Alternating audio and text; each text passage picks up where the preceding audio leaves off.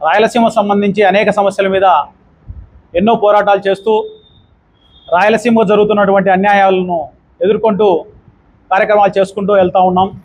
అయితే ఇప్పుడు విభజన తర్వాత 2014లో శ్రీబాగ్ ఒప్పందాన్ని అమలు చేస్తుందని ఎన్నో ఆశలతో ఎదురు చూసినప్పటి నుంచి ఇప్పటి వరకు కూడా శ్రీబాగ్ ఒప్పందం అమలు కాకోకుండా చాలా అన్యాయం జరుగుతూ వచ్చింది. అయితే ఈ యొక్క ఎన్నికలకు ముందు గతంలో చెప్పినటువంటి అభివృద్ధి వికేంద్రీకరణలో భాగంగా శ్రీబాగ్ ఒప్పందాన్ని అమలు చేస్తామని చెప్పేసి పునరుద్ఘాటించడం, అంటే మళ్ళీ ఈ యొక్క మేనిఫెస్టోలో అభివృద్ధి వికేంద్రీకరణ ఏర్పాటు చేస్తామని వైఎస్ జగన్మోహన్ రెడ్డి గారు, ఈ ముఖ్యమంత్రి గారు చెప్పడం అన్నది ఉద్యమకారులుగా మేము అభినందిస్తున్నాం. అందులో శ్రీబాగ్ ఒప్పందం ప్రకారంగా రాయలసీమ ఎత్తిపోతల పథకం ద్వారా రాయలసీమ ప్రాంతానికి నీళ్లు వచ్చేదానికి అవకాశం ఉంటుంది. కరువు ప్రాంతానికి మేలు చేయాలనే ఒక సదుద్దేశంతో ముఖ్యమంత్రి గారు ఈ యొక్క నీటి ప్రాధాన్యత విషయంలో ఈ యొక్క మొదటి ప్రాధాన్యత రాయలసీమ ప్రాంతానికి ఇచ్చేదానికి సుముఖత వ్యక్తం చేయడం అన్నది అభినందనీయం. కాబట్టి రాయలసీమ యునైటెడ్ ఫోర్స్ యొక్క సంపూర్ణ మద్దతును తెలియజేస్తోంది వైఎస్ఆర్సీపీ పార్టీకి.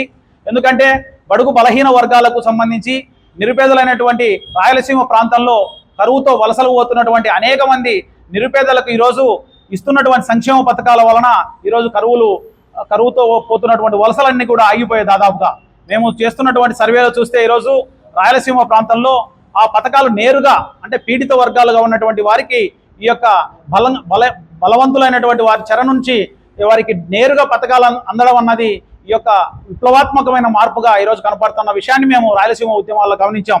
కాబట్టి ఏ ప్రభుత్వం చేయలేని పని, గతంలో ఏ నాయకుడు ఏ ముఖ్యమంత్రి చేయలేని పని ఈరోజు జగన్మోహన్ రెడ్డి గారు చేయడం వలన రాయలసీమ ప్రాంతంలో ఉపాధి అవకాశాలు మెరుగుపడ్డాయి. అంతేకాకుండా కరోనా టైంలో మేము రెండు సార్లు కరోనా వచ్చినప్పుడు మేము ట్రస్టీలుగా తాడపత్రి ప్రాంతంలో కావచ్చు, రాయలసీమ ప్రాంతంలో కూడా ఈ యొక్క ప్రభుత్వం చేస్తున్నటువంటి సేవలు వాలంటీర్ ద్వారా కావచ్చు, సంక్షేమ పథకాల ద్వారా కావచ్చు, ఈ యొక్క ప్రజలను బ్రతికించుకోవడానికి చేసినటువంటి సేవల విషయంలో ముఖ్యంగా మేము ఆ రోజు కరోనా టైంలో మా యొక్క ట్రస్ట్ ద్వారా కూడా దాదాపు 33 రోజులు భోజనాలు ఏర్పాటు చేయడం జరిగింది. తాడపత్రిలో రాయలసీమకు అంత సెంటర్లో ఉన్నటువంటి కోవిడ్ హాస్పిటల్ కూడా ప్రత్యేకంగా ఈ యొక్క ప్రభుత్వం ఏర్పాటు చేయడం అన్నది ఆ రోజుల్లో మేము అభినందించాం. ఆ యొక్క కోవిడ్ హాస్పిటల్లో కూడా మేము టిఎన్ఆర్ చారిటబుల్ ట్రస్ట్ ద్వారా భోజన సదుపాయాలు కూడా కల్పించాం. కాబట్టి ఎన్నో ఈ యొక్క సంక్షేమ పథకాల విషయంలో కావచ్చు, ఈ యొక్క కరోనా విషయంలో ప్రజలను కాపాడుకునే విషయంలో కావచ్చు, ఈ యొక్క ప్రభుత్వం చేసినటువంటి చర్యలను మేము అడుగడుగునా గమనిస్తూనే ఉన్నాం. కాబట్టి ఈ యొక్క ప్రజల యొక్క జీవన ప్రమాణాలను మెరుగుపరచడానికి, ఆర్థికంగా వాళ్ళను స్ట్రెంథన్ చేయడానికి ఈ యొక్క సంక్షేమ పథకాలు చాలా ఉపయోగపడ్డాయి. కాబట్టి ఇప్పుడు అంటే రాబోయే ప్రభుత్వం దాదాపు రాజ్యసభలో 11 మంది ఎంపీలు ఉన్నాయి వైఎస్ఆర్సీపీకి.